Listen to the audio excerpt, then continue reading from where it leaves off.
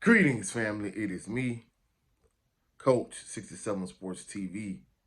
Shout out to the awesome and amazing LDBC, Lions Den Broadcasting Community. Shout out to the Louisiana All American Sports Network. And shout out to the greatest university in the world,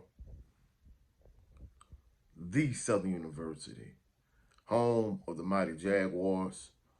We're going to talk about, in this particular video, the brand erosion of Southern University. In my previous video, I talked about basically how Coach Graves has been navigating recruiting by primarily recruiting like high school players and junior college players.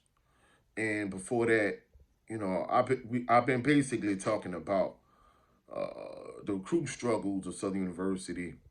When you look at other schools in the SWAC, like Jackson State in particular, because they won the SWAC championship, they won the Celebration Bowl. Essentially, they're the standard at this point that other teams in the SWAC are trying to chase. But even with that being said, if you take Jackson State out the equation, it seems like a lot of other schools in the SWAC are doing a better job of recruiting in Southern. And, just talking about the brand erosion, I always talk about the golden era of Southern University. We talking about the P. Richardson era, like when he first got there, like in 93, up until like the late 90s to like the early 2000s, maybe 2003-ish or so when they had the Parade of Champions.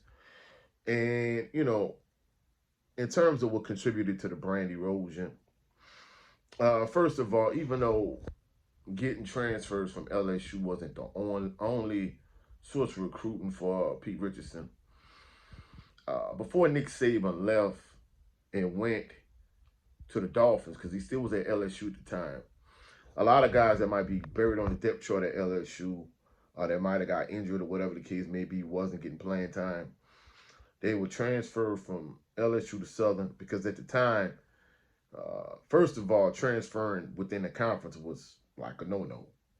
If you were in the SEC, you couldn't transfer to another SEC school. That was first and foremost.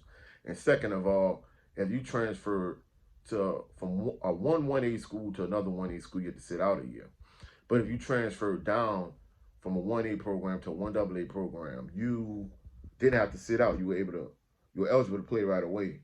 And then in many instances, those guys, since they were coming from bigger programs, they would immediately become NFL prospects.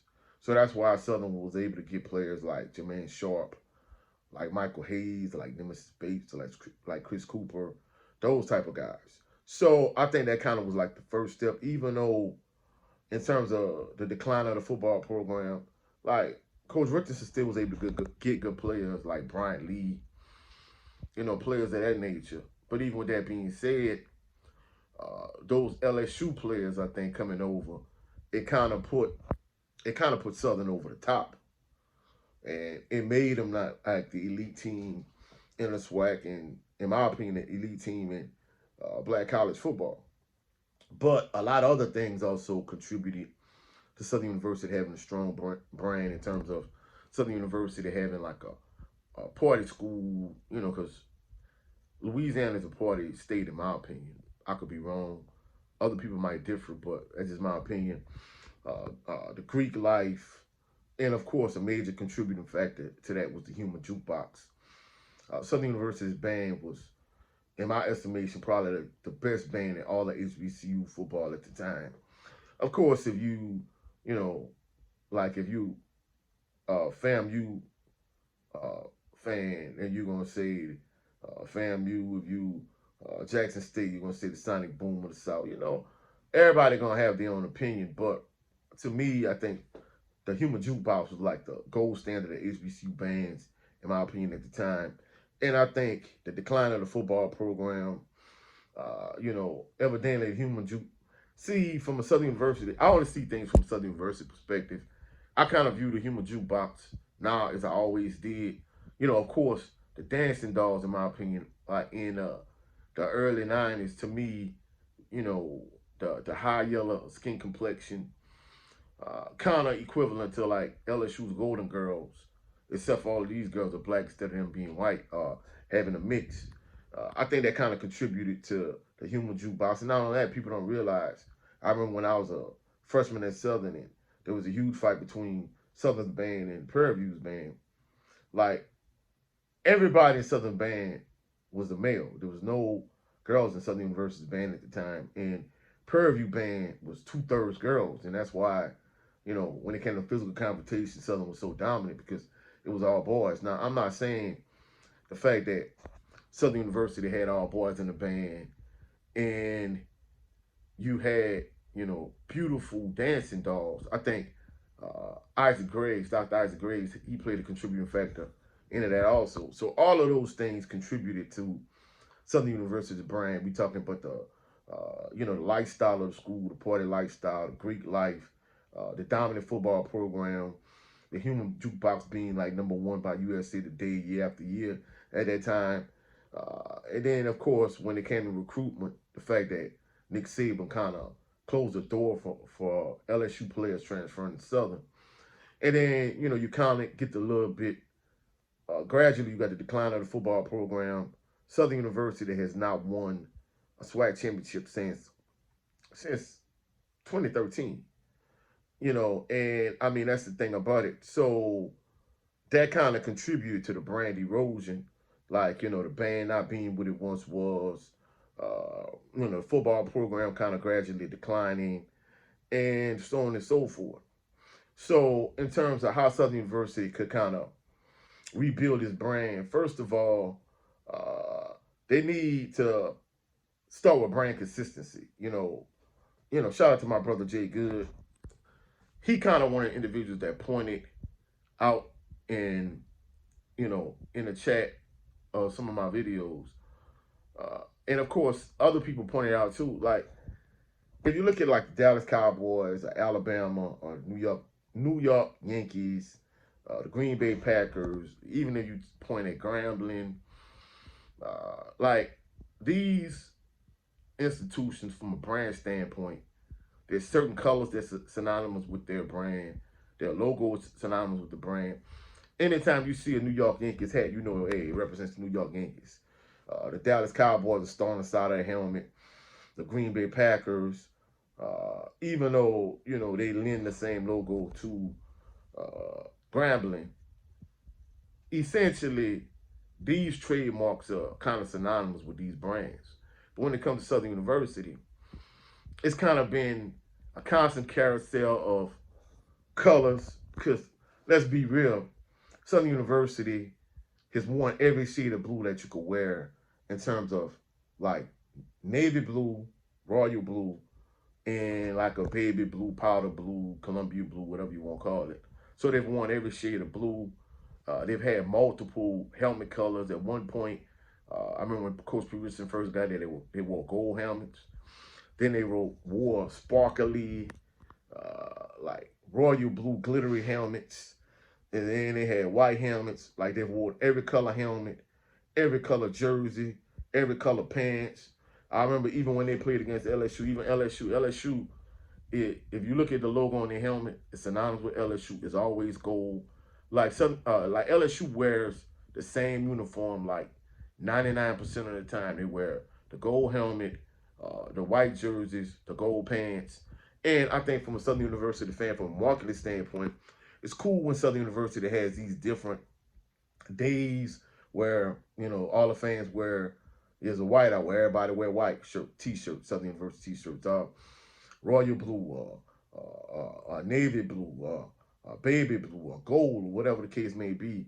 But from a brand consistency standpoint, until they really get to where they need to be in terms of the brand, like they need to kind of solidify, what they're going to do from a brand consistency standpoint. In addition to that, in terms of the football program, I think Coach Graves has done an excellent job in terms of recruiting high school players, and primarily also, even though, from a high school standpoint, we look at a team like Jackson State, like they hitting home runs in terms of like the high school players they're recruiting. Southern isn't, they getting good high school players, but not on that level. But I think Southern is doing an excellent job recruiting the junior college and the community college ranks. And I think that's one thing, Coach Graves is doing right. But in terms of from a recruiting standpoint, Southern University needs to build a NIL infrastructure. They need to, partner with certain companies, and they really kind of need to like build an infrastructure from a financial standpoint in terms of NIL. Because I'm gonna be honest with you, unless you winning, you really need to, pay certain players to get them into the doors. I'm just gonna kind of be truthful. And not only that, but Southern University, they need to, like, from a marketing standpoint, they need to promote the Southern University experience, capitalize on the legacy and the history they have, tap into the alumni base. And, these are some things they could do to kind of, improve things. They need to improve fan engagement. They need to kind of build their brand back to where it used to be. But of course, like one of my former coaches used to tell me, basically he said, like, winning cures all. So I think if they get the winning on the field, the students are gonna come, the players are gonna come. But from a brand standpoint, you need to, like, stabilize your brand for the time being in terms of, hey, we're gonna wear a specific helmet color, specific jerseys, so on and so forth, instead of having like 10 different jerseys we wear. Well, of course I'm over exaggerating, but hey, they got a set of gray jerseys, a set of navy jerseys, a set of white jerseys, a set of gold jerseys. Like, hey, just stick with a few different colors. Because even if you look at Jackson State, hey, their color pattern is red, white, and navy, and that's it. But when you add in a couple extra colors, you have an infinite amount of possibilities with the amount of jersey selection that you could have. So, from a brand standpoint, they need to kind of solidify their brand for the time being until they can get back to where they once were from a dominant standpoint. You need to capitalize on the legacy and the history you have at Southern University. You need to do a better job marketing your program. You need to build a NIL and financial infrastructure. You need to tap into your alumni base and get contributions for them. And you need to engage the fans in terms of having more engagement, more fan interaction. It need to get back to it. Things need to get back to the way they were in terms of the golden era of Southern University, those mid to late '90s. I think they could turn things around, but it kind of starts at the top from a leadership standpoint, and that's to be a trickle down effect. But that's it for this video. If you find any value in this video, please like the video, share the video, comment in the comment section, subscribe to the channel. Also, click the notification bell so you can be alerted anytime I post any new videos. Also, go check out my brother on his channel, Jared Love Green, Southern Baller Show. Every Sunday, we do the Southern Baller Show, so come check us out. Also, go check out my brother Brent Fox on his channel, with his show is just me starring Brent Fox. And go check out the leader of this organization that I'm a part of, the LDBC, the General 7A Sports TV. He has 2 channels. His primary channel is 7A Sports TV. His backup channel is the No 304 Show. Every Sunday, himself and Blue Ray Fitness, they do a live stream every Sunday, so go check out them brothers. Hopefully, y'all have a blessed, phenomenal day.